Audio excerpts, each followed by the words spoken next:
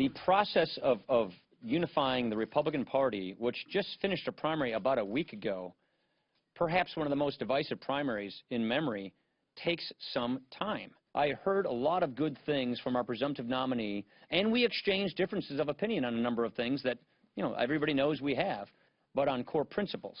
Those are the kinds of things that we discussed, and again, I'm encouraged. Well, the highly anticipated meeting between Donald Trump and Paul Ryan on the House side, Donald Trump and Mitch McConnell on the Senate side, has now finally happened. And despite widespread speculation that it might further expose the cavernous divide, which now marks the GOP, it had quite the opposite effect, many are saying. Let's bring in our panel right now. Charles Lane, opinion writer for The Washington Post, Mercedes Schlapp of U.S. News and World Report, and syndicated columnist Charles Krauthammer. Charles, observations. Well, I'm not among the many who thought it smoothed over the divide. Yes, of course it did, rhetorically. But whenever you talk about a process, what you mean is we did not conclude peace. We had a peace process in the Middle East for 50 years. The reason that you have it to give the appearance that something is happening, but you know there's never going to be an end point. Now here there will be an end point. There'll be a point at which Ryan will give a perfunctory endorsement, and then people will ignore him until November. But the fact that they came out of this with a joint statement that said we remain confident there's a great opportunity to unify the party. Well, the meeting was supposed to do something that would unify the party. To declare that an opportunity exists is what we already knew. This is a sham marriage, and the reason is simple. Goodwill on both sides, but Paul Ryan is a conservative, has been all his life, and committed to certain conservative principles. Trump has made it clear he's not a conservative. He's a nationalist populist. There are a lot of arguments in favor of that, but it isn't conservatism, as he himself stressed when he said that the Republican Party is not called the Conservative Party. Those are differences you never bridge. By making this a process and dragging it out, what Ryan has done is to prolong his independence and to be the shelter and the locus of what's left of conservatism in the party. Let's listen to what Donald Trump had to say about the meeting himself. I think he's doing a good job. He's got not an easy job, and I don't mind going through a little bit of a slow process. It's a very big subject. I mean, we have a lot of things, and I think for the most part we agree on a lot of different items, and we're getting there. I feel very strongly about border security. I feel very strongly about trade. I feel very strongly about building up the military, and, you know, to a large extent, I think Paul is there also. Mercedes, it strikes me that Paul Ryan is approaching this in terms that Donald Trump can understand as a negotiation. You stake out your position at the very start.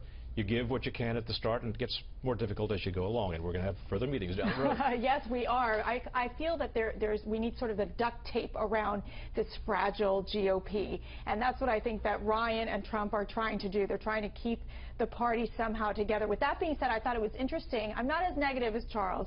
I feel that Ryan, by validating Trump, it was sort of the baptism of Trump, and Ryan's previous being the godfather of this process.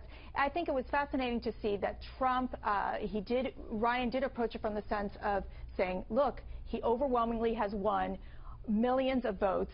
We need to find a way to find the core principles together. The problem here will be, will Trump stick to the deal? Will he be able to pivot towards talking about promoting a conservative agenda, something that's more in line with Ryan, something that's more in line with not only the congressional wing, but also the conservative branch of the Republicans? That's going to be the next step for Donald Trump. Will he be able to reach out to those conservatives out there that are feeling like they don't have a home, especially after Cruz was defeated? I'm struck, Chuck, how malleable political opposition can be. This is a classic case of that. Let's take a look at some statements from various Republicans. John Boehner at a conference of the finance industry in Las Vegas today said that Trump is indeed the presumptive nominee, quote, whether people like it or not, and anyone who thinks Donald Trump can't win, just watch.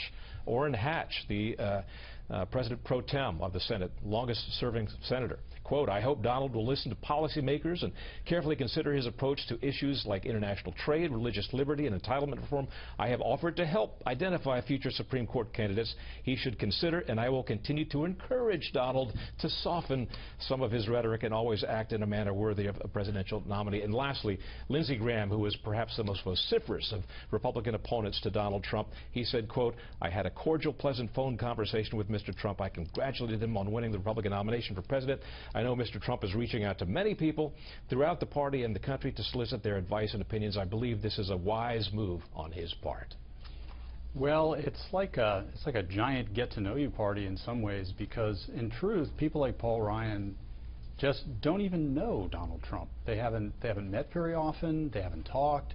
And most importantly, from a political point of view, they have established none of the real human trust that is what ultimately carries the day in political interactions. But you know, there's a problem for Paul Ryan. It's true that he is trying to buy time and win space for which can then be filled with sort of the conservative policy agenda that he believes in so strongly. But his problem is that that agenda was rejected, actually, by the Republican primary electorate. Donald Trump ran against it. Donald Trump was rebuked on the Muslim statement that he made by Paul Ryan personally. I believe we showed the clip on Fox, and went on to win with that issue. Entitlements, he is against the Paul Ryan approach. So I'm not sure, and I think another thing Ryan's exploring is like, well, given all of that, where am I going to get my leverage over this guy? Because at the end of the day, Trump can say, look, you're telling me I've got to adopt this conservative agenda, but I just showed that it isn't even popular among the party base. You guys are talking about the sort of elected leaders of the Congress, the so-called establishment, as if someday they were appointed by who knows whom and ruled over the GOP. These are what Ryan is leading is a group of 250 people in the Congress, all of whom were elected. And they were elected and supported the Ryan agenda, which was the classic Reaganite agenda. And in 2011, they were able to vote under Ryan's leadership for what was called a suicidal Medicare reform. And people said, oh, it killed the party. The party did extremely well afterwards in 2014. But where they failed, Charles, is the fact that they weren't able to implement the agenda, right? They couldn't repeal Obamacare.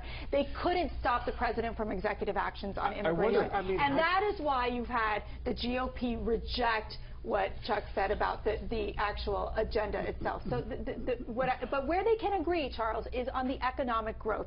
The fact that we have seen weak economy especially in the last GDP report, and what you're finding right now is the fact that that is where I think that you can find some sort of agreement where they need to grow the economy, and I think that's where you're going to find where Ryan and Trump are going to be able to shake hands. Charles, let me ask you a question. Does Trump need Ryan and, to a lesser extent or a greater extent, McConnell? Take a look at this picture of protesters outside the Senate meeting today. These are all Republicans, pictures of Republicans who have superimposed on their heads, "Make America Great" hats again. Mitch McConnell and Donald Trump need to come to agreement to preserve these guys' jobs. Look, I don't think that it's going to be critical whether individually or not the senators support Trump. Question is, what will conservatives do? The 60% of Republican primary voters who did not support him, people who came into the GOP inspired by Reaganism and conservatism, he has to get to them, because without them he has no chance of winning. But let me just make one point. The idea that the Republicans in Congress failed is absurd. Ryan was able to get the Republicans to support Medicare reform. Under our Constitution, you can't do it from one house. They did what they could, and of course, under a Democratic administration, you're not able to succeed. That standard of success is absurd. But Charles, that's the standard of success that the GOP base is holding them to. Yeah, and it's an incorrect one, unfortunately. Well, it's the actual one. It's a perception, but not all perception is reality. And the people aren't always right. They certainly weren't right in electing Obama in 2008.